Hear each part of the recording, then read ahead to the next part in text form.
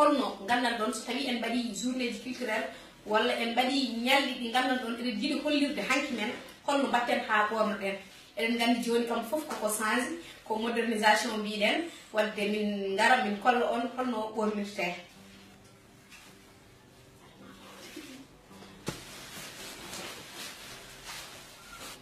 ɗum woni lefol ngol momin mbino on ngol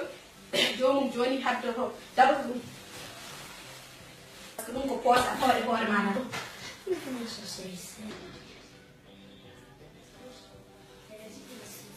on ji fuɗɗima yodde nden ko mbinomi on ko hewmo ko fiilede kono aadi joni ko poose tan foof koko fewna ha feewi korowal sikku somi jiwmani mawɓe mbiyatno ɗum korowal e jawe tunte joni paten kay musoro noon no jomum welira foof fiilo mi sikku pesoje ham kala jiiɗo ɗum ene andi ko enen fulɓeɓe ko enen jeeyi ko enen haalpulareɓe ɓen jeeyi ɗum tagi en mbaɗat ɗum valorisé tan eɗen yaltindi couleur o kolliren enen ko gonɗen ko gam ko ɗum tagi eɗen mbaɗa cosano hannde en kollirat kam nden tuppugol ko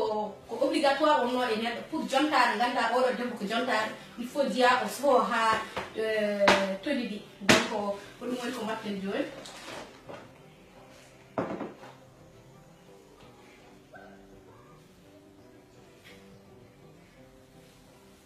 wadde caggal nde mbaɗɗen ɗum ɗo en ɓennat tan e ɓornugal paɗe ɗe ɗini woni paɗe mukke façon paɗe mukke foof noon somi ɓelama sans départ e wutte mo ɓuuri ɗon ɗum noon bisimillahi ɗon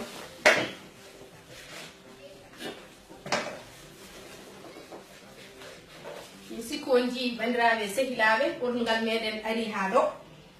ko hunde nde gandan ɗon ene waɗi fayida ene yooɗi gam on jii oɗo debbo jontaɗo on jii ɓornugal ngal hasko woni ko debbo jontaɗo ni joɗɗo ni mi sikku ɓornugal ngal hannde ene ɓeydimo yodde ene ɓeydino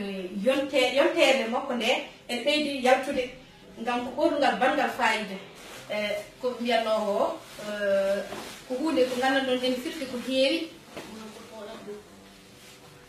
kono eɗen ñagade kala saaha ɓorɗen ɗiɗo ɓorɗi ene waɗi fayida ko wayno so tawi a dañi inde ma a dañi jangge bare gorko a dañi sehil ma ene yanguina e indeji ko hunde nde gandan ɗon eɗen poti wadde ɗeɗo ɓornude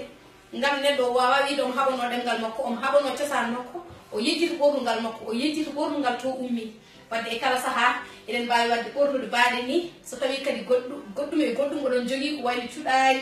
ko ɓornirte oɗon mbawi ɓeydude hen minen kam hannde ko ɗum min joguino ko fati e ɓornugal on calminama noon on beltanama oɗon mbiya e kala saaha yon mbaɗ eme ko wayno page amen Fouta Info miñen weele woni hannde ɓornirɗen ngalɗo ɓornugal o salminama o weltanama e kala saaha tan mi wi on oɗon mbawi wattude hakkillaji moɗon woni e page amen o e ko faati kadi e ɗum ɗo min gaddan on ko wayno jewte goɗɗe walla kadi e ɓornuɗe goɗɗi ko faati e aadaji meɗen hande noon eɗen jooɗi ɗo e 18e woni galle Abdoulaye Diallo kañum e joom suudu makko ɓe beltanama no feewi on calminama on juurama bandiraɓe sehilaɓe wonno ko sehil mon jiɗo moon woni Ndiaye Diatta Ndiaye debbo mo soogi e dimbeɗe on beltanama yo jaam Allah wonema